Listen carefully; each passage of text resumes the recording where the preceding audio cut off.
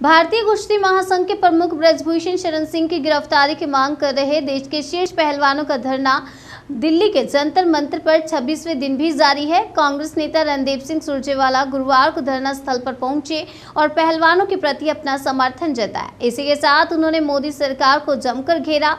पहलवानों ने भारतीय कुश्ती महासंघ के अध्यक्ष ब्रजभूषण शरण सिंह पर यौन शोषण जैसे गंभीर आरोप लगाए हैं। तो इसी बीच कांग्रेस नेता रणदीप सुरजेवाला ने क्या कुछ कहा है, आइए आपको सुनाते हैं। इस देश के लिए इससे बड़ा दुर्भाग्य हो क्या सकता है कि देश की बेटियां, देश की स्पोर्ट्स वुमेन, देश के खिलाड़ी न्याय की गुहार लगाते अपना अपना दामन बिछाए न्याय की गुहार लगा रहे हैं और दिल्ली की सरकार के कान में जूं नहीं रेंग रही।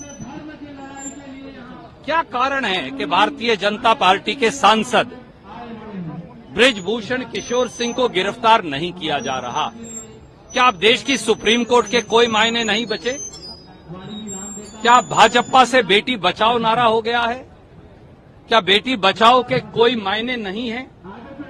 देश के प्रधानमंत्री का दिल क्यों नहीं पसीजता? मैं उन्हें हाथ जोड़कर कहता हूं, प्रधानमंत्री जी इतने निर्दयी मत बनिए, भूल जाइए हमें, पर उन बेटियों की तरफ तो देखिए जिनको आप लाडते और दुलारते थे, जिन्हें कहते थे आपकी बेटी, आप मेडल लेकर आई हो, आपने देश का नाम रोशन किया है, भारत का तिरंगा फहराया है। जिस बजरंग पूनिया के कंधे पर प्रधानमंत्री जी आप हाथ रखते थे, आज वो न्याय की गुहार लगा रहा है, तड़प रहा है।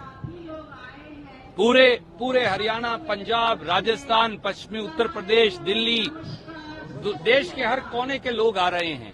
क्या प्रधानमंत्री जी को हमारे पहलवानों का दर्द नहीं दिखता?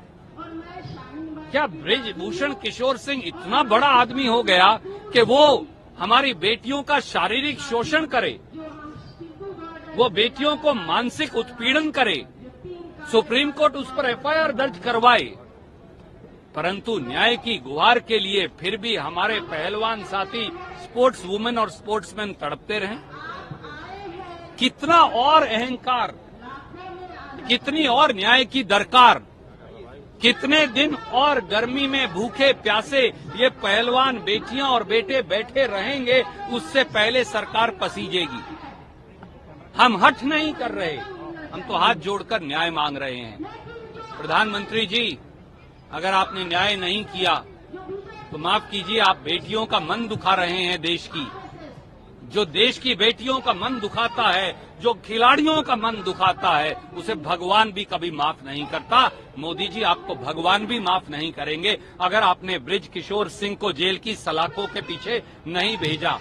यह आंदोलन तो चलता रहेगा, इसको तो हमारे बुजुर्ग जो हैं वो अपना खून पसीना एक करके समर्थन देते रहेंगे, परंतु सत्ता का सिंहासन डोलेगा जरूर।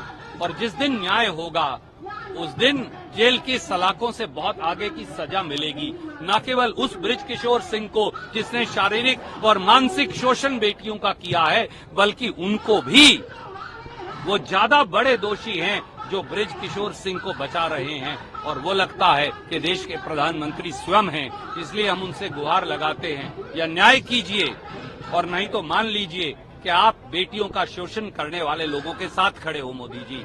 फिर देश ये आपको बताएगा कि न्याय होता क्या है। धन्यवाद। प्रधानमंत्री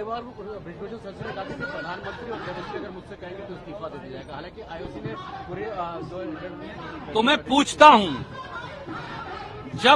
जब अपराधी राक्षस ब्रिजभूषण सिंह खुद कह रहा है कि अगर मोदी जी और अमित शाह कहेंगे तो वो इस्तीफा देगा, उसे जेल की सलाखों के पीछे क्यों नहीं भेजा जा रहा?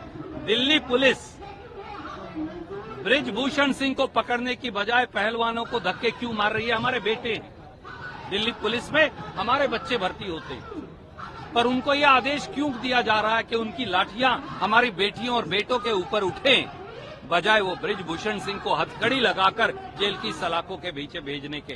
क्यों चुप है मोदी जी? क्यों चुप है अमित शाह जी? जवाब दीजिए, न्याय कीजिए। और न्याय नहीं कर सकते तो फिर माफी मांगिए देश की बेटियों से और कह दीजिए कि भाजपा से बेटी बचाओ नारा बन गया।